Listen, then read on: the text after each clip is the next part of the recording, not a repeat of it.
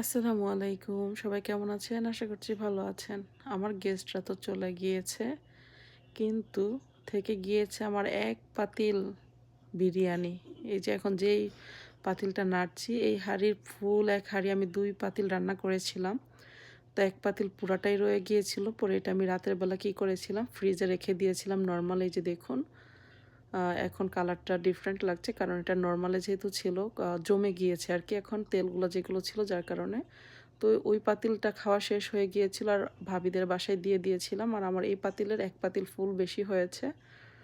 তো নর্মালি আমি যখনই কাচ্চি বিরিয়ানি রান্না করি, একটু বেশি করে রান্না করি, যেন একটু ফ্রোজেন করে রাখতে পারি, কারণ আমার বাচ্চারা অনেক বেশি বিরিয়ানি পছন্দ করে। তো আমরা সকালবেলা কাচ্চি খেয়েছি, তো ভাবলাম যে আর দুপুরে খাবো না আমরা, বাচ্চাদের জন্য অল্প একটু রেখে দিব। আর এই যে এখানে আমি জিপলক ব্যাগ ভরে রেখেছি, এটা হচ্ছে গিয়ে আমি এখন ডিপে রেখে দিব। আর এখানে যে বাচ্চাদের জন্য অল্প একটু রেখে দিয়েছি, ওরা যদি দুপুরবেলা খেতে চায় তাহলে খাবে।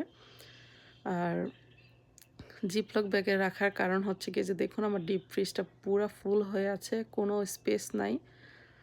আর এই যে দেখুন, এগুলো হচ্ছে গিয়ে আমার গত বছরের কাঁচা মরিচ, আমার গাছের, ফ্রোজেন করে রেখেছিলাম। তো এবার শীত, আলহামদুলিল্লাহ আমাদের আর কাঁচা মরিচ কিনতে হচ্ছে না, আমরা এটাই খাচ্ছি।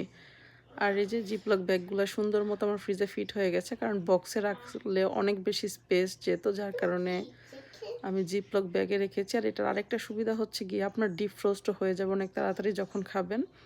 আর এইভাবে আপনারা বিরিয়ানি, যে কোনো ধরনের বিরিয়ানি বা খিচুড়ি, ভুনা খিচুড়ি সংগ্রহ করতে পারবেন। ৩ থেকে ৪ মাসে কোনো কিছুই হবে না, জাস্ট গরম করে খেলে টেস্ট অনেক ভালো থাকবে। জাস্ট শুধু আলুটা ফ্রোজেন করবেন না, শুধু মাংস আর রাইসটা। তো সারাদিন বিরিয়ানি খেয়ে আর ভালো লাগছিল না, তো সুন্দর করে হালকা মশলায় ভাবলাম যে একটু লাউ রান্না করি। ধনিয়া পাতা দিয়ে একটু মাছ দিয়ে লাউ রান্না করেছি, খেতে অনেক বেশি মজা লেগেছিল।